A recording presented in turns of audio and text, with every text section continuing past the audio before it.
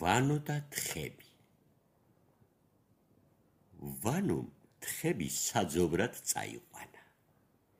იქვე ახლოს ბოსტანი იყო. თხები ბოსტანში შეცვივდნენ. გაიქცა ვანო თხების გამოსარეკად. ბევრი ეცვალა, ბევრი, მაგრამ ვერ იქნა და ვერ გამორეკა თხები.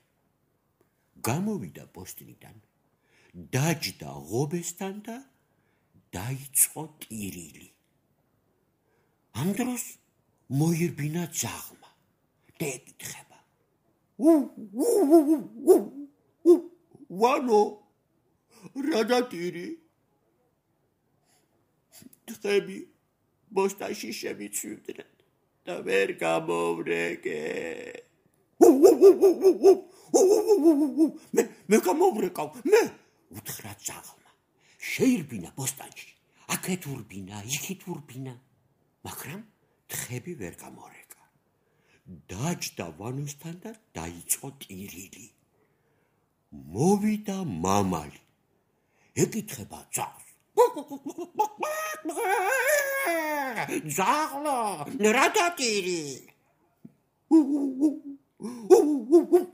იმიტომ რომ ჩემი ვანო ტირის.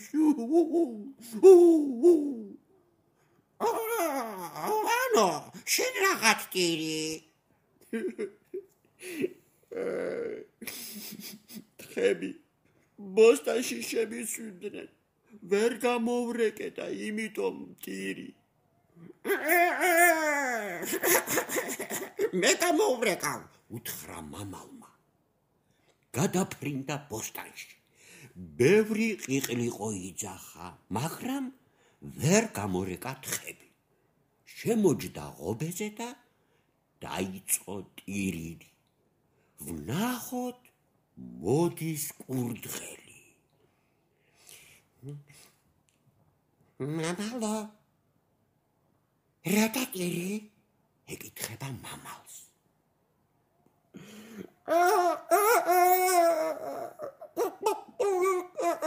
იმიტომ რომ ძაღლი ტირის.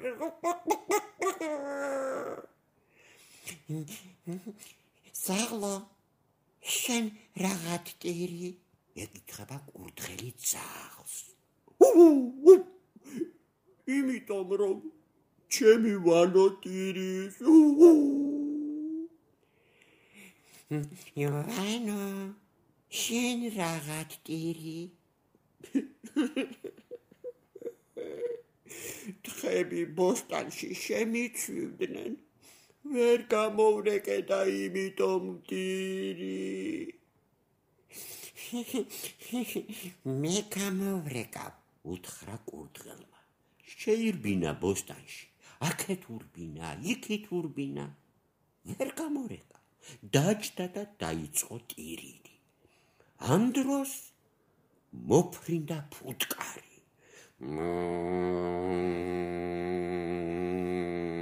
კურდღელო, რა დატირი, რა დატირი, რა და...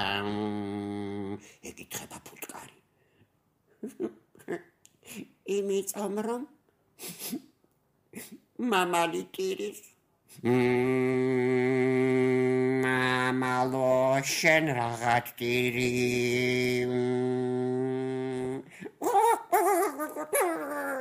იმიტომ რომ ძაღლი ტირის.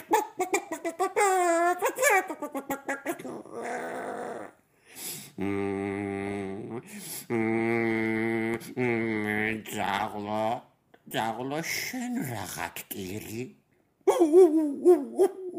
იმიტომ რომ ვანო ტირის.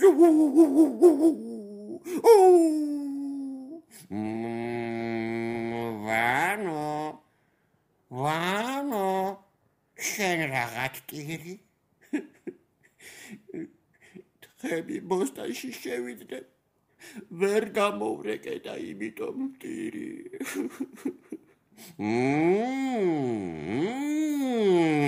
მე გამოვრეკავ, მე, უთხრა ფუტკარმა.